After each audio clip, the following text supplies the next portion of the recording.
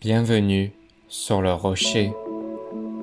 Depuis toujours, l'être humain se pose trois grandes questions qui traversent toutes les cultures et toutes les époques. Qui suis-je? Dans quel univers est-ce que je vis? Y a-t-il une réalité ultime qui donne sens à tout cela? Ces trois dimensions forment une trilogie inséparable. La philosophie de Platon à Kant, de Sartre à Heidegger, a tenté d'y répondre avec des approches différentes. Mais la Bible, sans être un manuel de philosophie, apporte une lumière unique et cohérente. Elle ne donne pas seulement des concepts, elle révèle un chemin de vie. La question de l'identité est centrale. Pour Descartes, c'est la pensée. Je pense donc je suis. Pour Sartre, c'est la liberté. L'homme est un projet, sans essence prédéfinie. Pour la psychologie moderne, c'est souvent l'estime de soi, l'image qu'on se construit. Mais ces définitions tournent souvent autour d'un individu isolé, coupé de toute transcendance. La Bible, elle, dit autre chose. Dieu créa l'homme à son image. Genèse chapitre 1 verset 27. Cela veut dire que notre identité n'est pas simplement produite par nos pensées, nos émotions ou nos choix. Elle est reçue d'un autre. Tu n'es pas un accident biologique. Tu n'es pas seulement un produit de ton histoire. Tu es une création voulue, pensée et aimée. Cela change tout.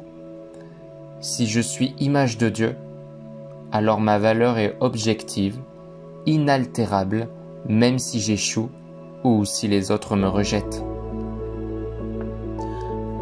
Deuxième question. Que vaut ce monde dans lequel je vis? Les philosophies ont donné des réponses contrastées. Pour les stoïciens, le monde est un ordre rationnel.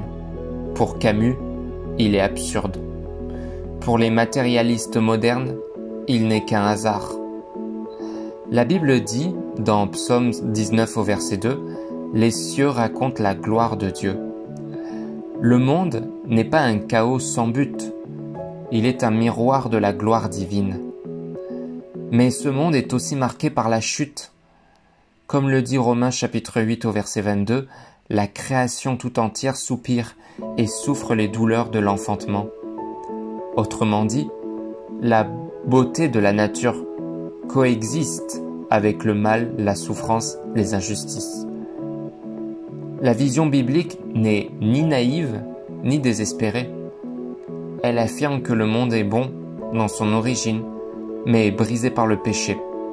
Et pourtant, il est en attente d'une rédemption. La troisième dimension éclaire les deux autres. Sans Dieu, le moi reste perdu dans ses doutes. Le monde reste un puzzle incomplet. Et l'histoire humaine reste suspendue à l'absurde. Avec Dieu, le moi trouve sa valeur en lui, le monde retrouve son but en lui, et l'histoire prend une direction en lui. Paul dit dans Actes chapitre 17 au verset 28, « C'est en lui que nous avons la vie, le mouvement et l'être. » Dieu est le centre invisible qui rend cohérente la trilogie moi, monde, Dieu. Ce qui semblait être trois réalités séparées devient une symphonie dont le compositeur est le créateur.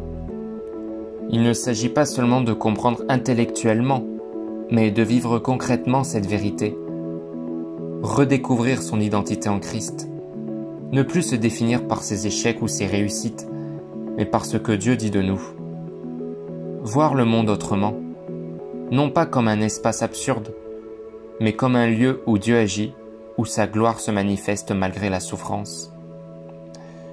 Vivre chaque jour connecté à Dieu, par la prière, sa parole, la communion avec les autres croyants. La philosophie nous pousse à réfléchir. La Bible nous pousse à marcher. Prions ensemble. Seigneur, tu es le Dieu qui donne sens à ma vie, au monde et à toute chose. Aide-moi à trouver mon identité en toi, à voir ta gloire dans la création et à marcher chaque jour dans ton dessein. Fais de ma vie une symphonie accordée à ton plan. Au nom de Jésus. Amen. La philosophie pose les bonnes questions, mais c'est la Bible qui apporte la lumière ultime. Le moi, le monde et Dieu ne sont pas trois réalités séparées. Ils forment un seul récit, celui de la création, de la chute et de la rédemption. Alors, laisse cette trilogie devenir ta réalité. Découvre qui tu es en Christ. Regarde ce monde comme un lieu d'espérance et marche chaque jour avec Dieu comme ton centre. Et toi, où trouves-tu ton sens? En toi-même? Dans le monde? Ou en Dieu?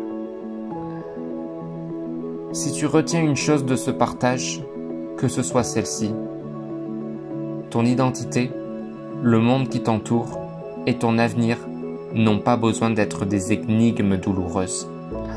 En Christ, tout prend cohérence. Là où la philosophie reste parfois dans le questionnement, la Bible ouvre une voie vivante. N'oublie jamais, tu es voulu par Dieu, tu vis dans un monde que Dieu rachète, et ton histoire est reliée à la sienne.